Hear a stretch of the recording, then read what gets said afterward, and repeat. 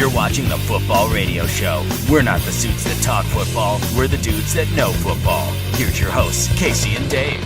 Hello and welcome to the Sunday Six Pack, where we take a look at six of the tastiest storylines in the NFL. Dave, Week 5 may be the best week of the NFL season so far. Yeah, Casey, we had some comebacks, some overtimes, some blowouts, and it all started with a real nail-biter, the Battle of Texas. Never easy for the Cowboys, dude. Another week, another 100-yard effort out of DeMarco, another early fumble. Cowboys had a 10-point lead, vanished late, still had enough time to attempt a 53-yard field goal. Bailey's made 30 in a row. He misses this one. The game goes into OT. The Cowboys get a stop. And then when they get the ball back on a 3rd and long, Dez Bryant makes one of the sickest catches of the year. Sets up for a 49-yarder.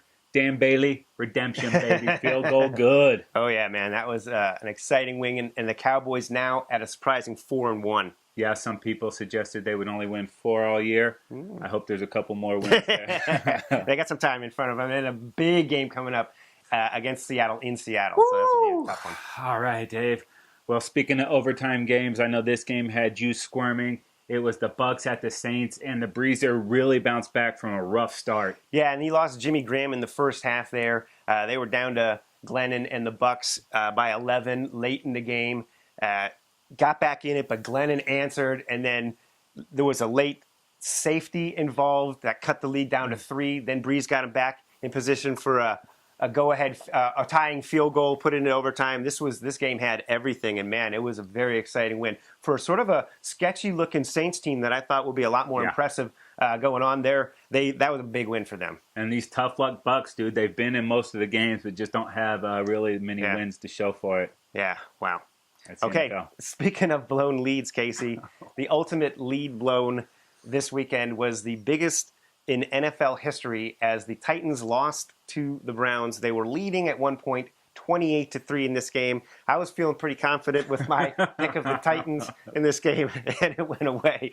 And man, this was a crazy, crazy game. Yeah, you thought that we would get the good locker this week, and we got good locker, but then we got the hurt locker. He left the game. Clipboard Jesus comes in. Yeah. And he gets a fail for that little ponytail, dude. I like the long locks more than anybody, but, dude, you can't put it in the ponytail, get on the field.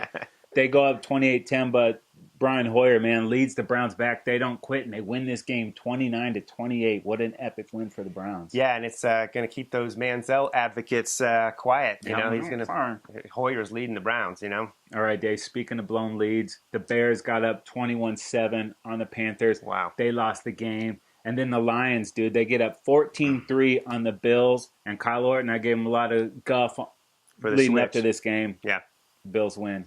Yeah, looks like that switch paid off, but it really took a horrific performance out of the Lions kicker. He misses 3. The third one would have won the game for them. And then to really pour salt in the wounds, the Bills kicker ends up kicking the game winner. It's a 58-yarder with 4 seconds left on the clock. Dude. Difference in kicker. I bet they got Prater on speed dial right now. He's probably on a jet on his way to Detroit right now. Speaking of jets. Huh? Oh, hey. Good segue. That moves us into the biggest, the first shutout of the season, and that would be my Chargers at home blanking the Jets 31-0. Chargers offense played well, but their defense really played well as also. Yeah, they did, man. They just completely shut the Jets down, and they grounded Geno. We wondered when we see Geno get benched. Well, it happened today. Yeah. He was 4 of 12, 27 yards and an INT. Rex has seen enough. Vic comes in. Wasn't able to get anything going, but the thing that stuck out to me was Geno's body language. Right. We saw after a play, after the interception, Vic was looking at the little tablet there. Geno didn't have one. He didn't care. And then when Geno was out, dude, he didn't have the little earpiece to listen to the game plan, dude. Yeah. And seemed disinterested. That's what spoke volumes to me is like when you're out of there, he just checked out, dude. Yeah. And then you swing it over to the Chargers side. Really, Rivers continues his MVP-like season. He was over 70% today. He maintains his 70% for the season. Dude. And Brandon Oliver, undrafted rookie running back, our 4th-string running back, comes onto the scene, 182 total yards and 2 scores. Great breakout performance for Brandon Oliver. Yeah, all you needed to get that run game going was your 4th stringer. That's right. We have the 2nd worst running team in the league going against the #1 rush defense in the league. And sure, wouldn't you know it, we'd rack up running yards.